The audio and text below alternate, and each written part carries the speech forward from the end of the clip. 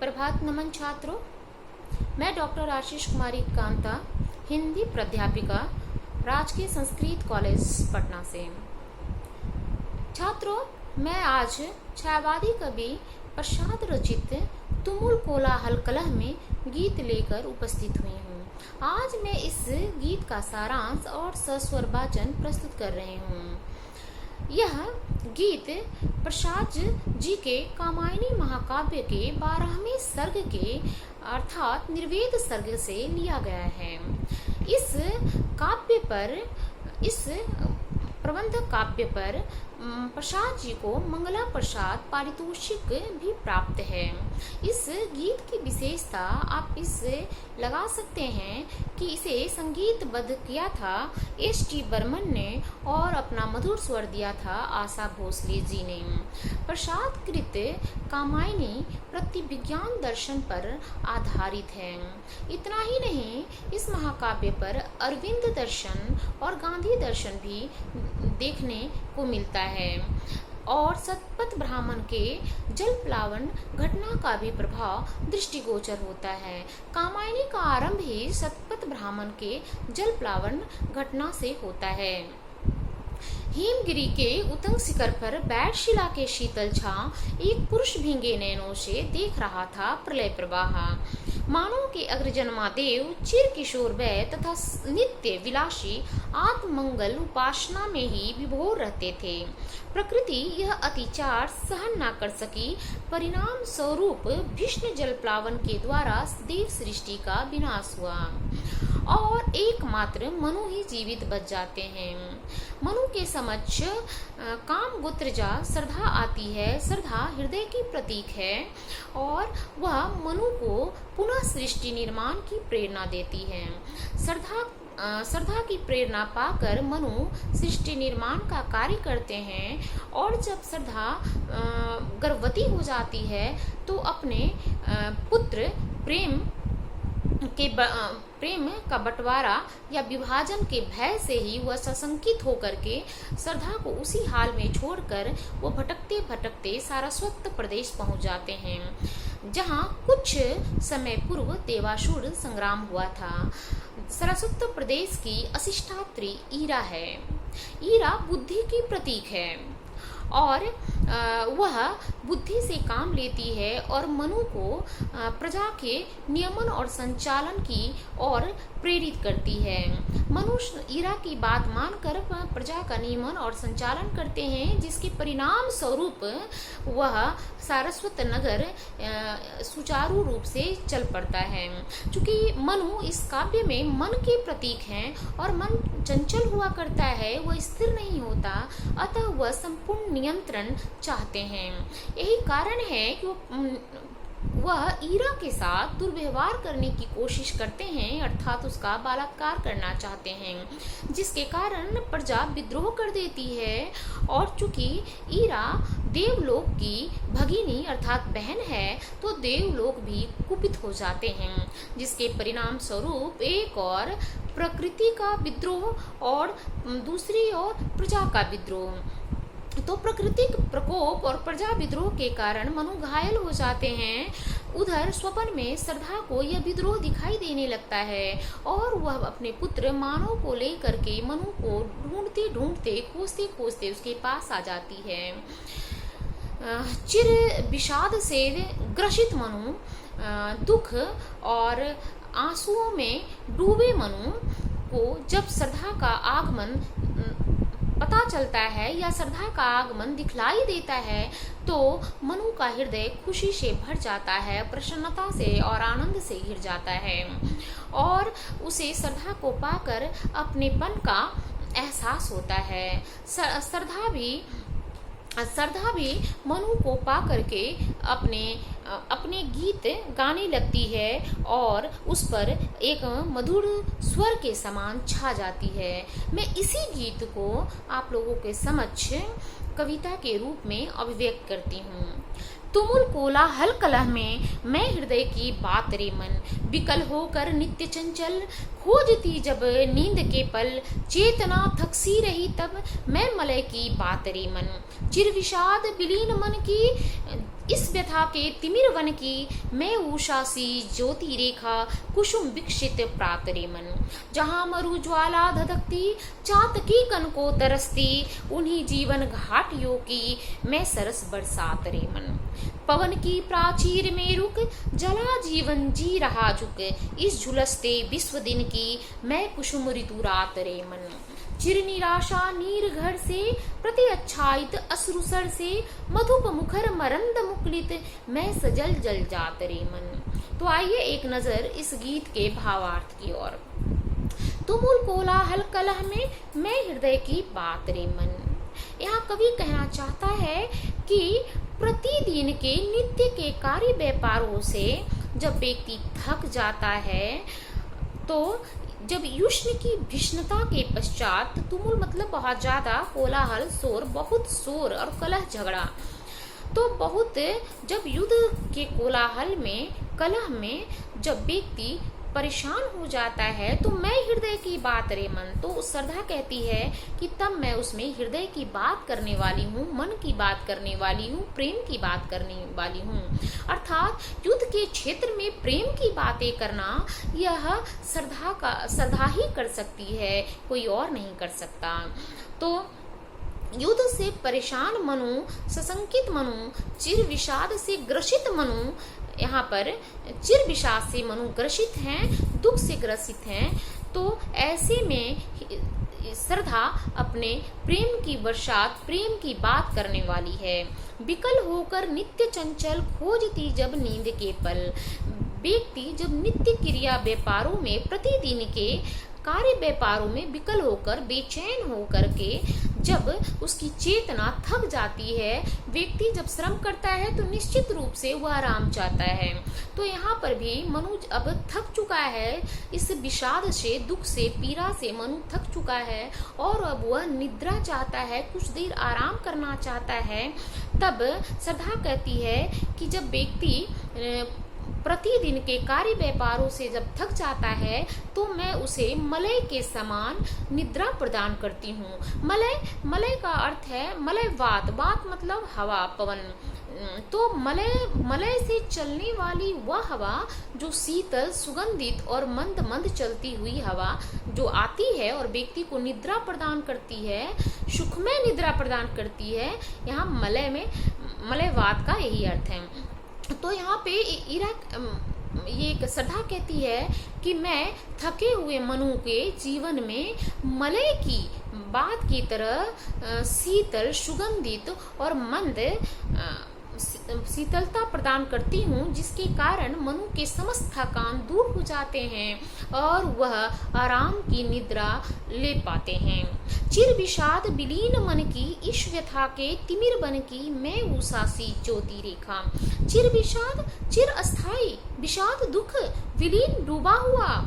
तो जब मनु का मन जो अस्थाई विषाद में पूरी तरह से डूबा हुआ है, तिमिर अंधकार, वन जंगल, तो अंधकार रूपी वन में, व्यथा रूपी अंधकार के वन में मनु का हृदय डूबा हुआ है, मन डूबा हुआ है। तो उसमें श्रद्धा कहती है कि मैं उषा की अर्थात प्रभात की ज्योति, प्रकाश, रेखा, किरण, अर्थात मैं उषा की, प्रभात की पहली किरण के समान आनंद प्रदान करने वाली हूँ। जिस प्रकार प्रभात की पहली किरण व्यक्ति को हर्ष प्रदान कर देता है, खुशी प्रदान कर देता है, उसी प्रकार श्रद्धा कहती है कि मैं मनु को भी आनंद प्रदान करने वाली हूँ। उसके व्यथा रूपी जंगल में मैं प्रसन्नता के कण बिखेर देने वाली हूँ। कुसुम विकसित प्रातरे मन, जिस प्रकार कुसुम फूल विकसित मतलब खिल उठना, जिस प्रकार कुसुम प्रातः काल में खिल उठते हैं, मैं भी फूल के सदृश